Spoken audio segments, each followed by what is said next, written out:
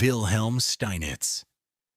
He became the first officially recognized world chess champion in 1886 after defeating Johannes Zukertort in a match played across 3 American cities. Steinitz was more than just a strong player. He was the one who turned chess theory upside down by insisting that attacking play needed to be earned through sound positional foundations rather than reckless sacrifice. Before him, champions were crowned informally, based on reputation, rather than a defined title. Steinitz gave the position a name and a structure, and that decision shaped every championship that followed. Emanuel Lasker. Lasker took the title from Steinitz in 1894 and held on to it for 27 years, longer than anyone else in history. What set him apart was a deeply psychological approach to the game. He didn't always play the objectively best move. Instead, he played the move most likely to unsettle the specific opponent sitting across from him. This made him difficult to prepare against, since his strength lived as much in the mind of his rival as it did on the board.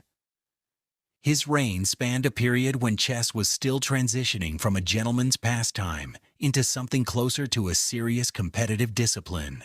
José Raúl Capablanca, the Cuban grandmaster, took the crown from Lasker in 1921 and became known for a style so clean and effortless that people called him the chess machine. He rarely seemed to struggle, and his intuitive feel for simple positions made him look almost unbeatable for years. Capablanca even worried publicly that chess itself was becoming too easy to master and might eventually run out of new ideas. That fear turned out to be premature, but his games are still studied today as some of the purest examples of technical precision in the sport. Alexander Alekhine. Alekhine defeated Capablanca in 1927 in a grueling match held in Buenos Aires, ending the Cuban's reign through sheer preparation and fighting spirit, rather than natural talent alone. He briefly lost the title to Max Euwe in 1935, then reclaimed it 2 years later, making him the only champion in this era to win it back after losing it. His playing style leaned aggressive and combinative, often creating chaos on the board where he felt most comfortable. Alekhine died in 1946 while still holding the title, the only champion in history never to lose it over the board, Max Euwe. A Dutch mathematician by training, Euwe pulled off a surprising upset over Alekhine in 1935, becoming champion almost by outworking his opponent through disciplined preparation. His reign lasted only 2 years before Alekhine reclaimed the title in the rematch clause built into their agreement. Euwe's importance to chess extended well beyond his short time as champion. He later became president of FIDE, the International Chess Federation, and helped stabilize the sport's governance during turbulent political years in the mid-20th century. Mikhail Botvinnik. Botvinnik became champion in 1948, following a special tournament organized after Alekhine's death left the title vacant. He is often described as the father of the Soviet chess school, a training system built on rigorous analysis, physical conditioning, and deep opening preparation. Botvinnik's career was unusual in that he lost and regained the title twice, to Smyslov and then to Tal, using rematch clauses that existed at the time. His scientific approach to the game influenced generations of Soviet players who dominated the championship for decades afterward. Vasily Smyslov. Smyslov defeated Botvinnik in 1957 after years of near misses in previous championship cycles. His playing style was often compared to a flowing river, calm and harmonious, favoring elegant technical endgames over sharp tactical fights. He held the title for only a year before Botvinnik used his rematch right to take it back in 1958. Smyslov remained a serious contender in world championship cycles for decades afterward, a testament to how consistently strong his game remained well into his later years.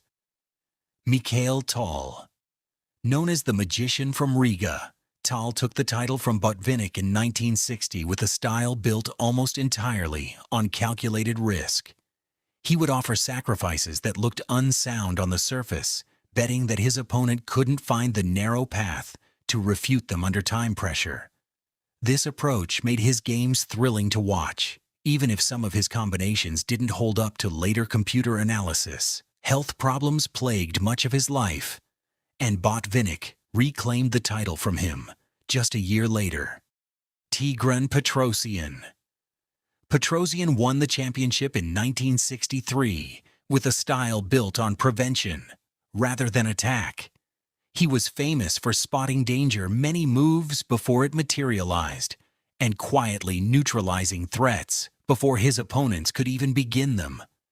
Critics sometimes called his games dull, but his defensive mastery was so complete that he earned the nickname Iron Tigran. He held the title for 6 years, defending it once before losing it to Boris Spassky in 1969. Boris Spassky. Spassky became champion in 1969 with a flexible all-around style that could shift between sharp attacks and careful positional play, depending on what a position demanded.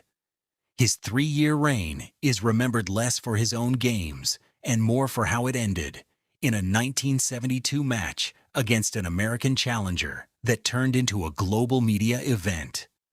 That match pulled chess out of a mostly Soviet-dominated bubble and placed it briefly at the center of Cold War attention. Bobby Fischer, Fischer's 1972 victory over Spassky in Reykjavik, became one of the most famous chess matches in history, partly because of the Cold War tension surrounding it, and partly because of Fischer's own eccentric behavior throughout the event.